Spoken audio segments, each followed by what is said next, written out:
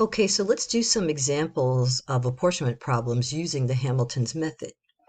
So there's a small country of Kalavos, consists of 3 states, Bama, Tekos, Ilnos, with total populations of 20,000 and 200 seats in the House of Representatives. Use the Hamilton's methods to apportion seats to each state. Well, first of all, let's remember the steps of the Hamilton's method. You first have to calculate each state's standard quota. Well, to find the standard quota, remember from the calculations we learned earlier, you need to take each state's population and divide by the standard divisor. So before you can do this calculation, you've got to know what the standard divisor is. And I've already found the standard divisor here because the total population of all the states in this country is 20,000, and the number of seats to be apportioned are 200. When you divide, you get 100 as the SD.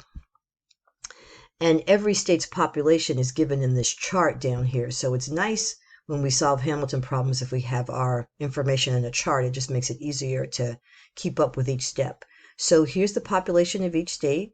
940 for Bama, 9,030 for Tekos, 10,030 for Ilnos. If we want to find the standard quota, we're going to divide by the standard divisor, which we already said was 100. And these calculations have already been done. And then there is the standard quota. So we have calculated the standard quota. And the next step says, give each state the number of seats equal to its lower quota. So we have to find the lower quota for each of these. And there's the lower quota right there in that step, in that column. And the lower quota just comes from taking the standard quota and rounding it down. So 9.4 rounds down to 9, 90.3 rounds down to 90, 100.3 rounds down to 100. And so to do step 2, we're going to start this way with making sure that Bama's going to get 9 seats, and Tekos is going to get 90, and Ilnos is going to get 100. Now let's see what the next steps are. So in parentheses here is another thing we must do. We're going to add up the lower quotas to see if there's any surplus seats.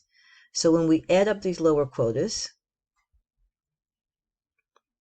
they'd add up to 199. But how many seats were there in total to be apportioned? There's 200 seats in total, so that means that we have one surplus or one extra seat, and one of these states has got to get that seat, that representative in Congress. So to determine which one gets that, it says give the surplus seats one at a time to the states with the largest largest residue of fractional part, and all this is the decimal part.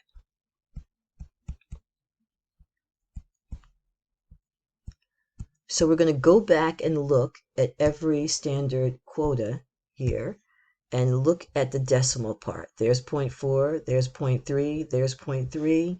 Which one has the largest decimal part or the largest residue?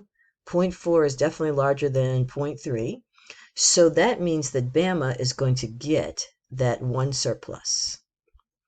So the final apportionment then will be 10 seats for Bama, 90 seats for Tekos, and 100 seats for Illinois. And that does add up to 100, so 200. So all of the seats have been apportioned. And that's how Hamilton's method goes. You just follow those steps.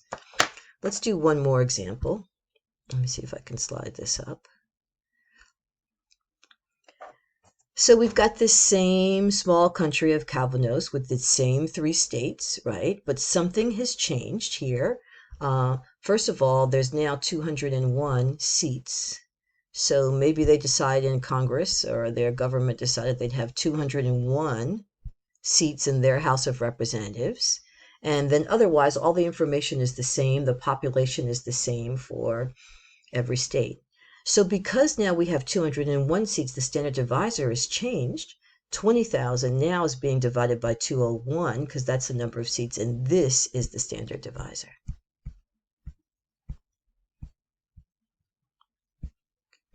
So to follow Hamilton's method, we found the standard quota of each state. We took the state's population divided by the SD, the standard divisor, and we got standard quotas for each of these.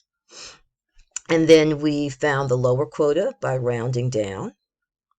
And now we want to see if we have any surplus now. 199 is the total, but there are 201 seats altogether. So that means we now have this time 2 surplus. So the lower quotas only add up to 199, but we want to get to 201. We have 2 surplus, so we have to decide where those surplus will go. So first, let's give everybody at least their lower quota, because that's what Hamilton says. Start out with everybody having their lower quota, and we'll decide where these 2 will go. Well, Hamilton says we give them out, starting with the largest. So who has the largest residue here, or fractional part? Looks like Illinois, because 0.80 is certainly bigger than 0.75 or 0.447 when it comes to decimal fraction parts.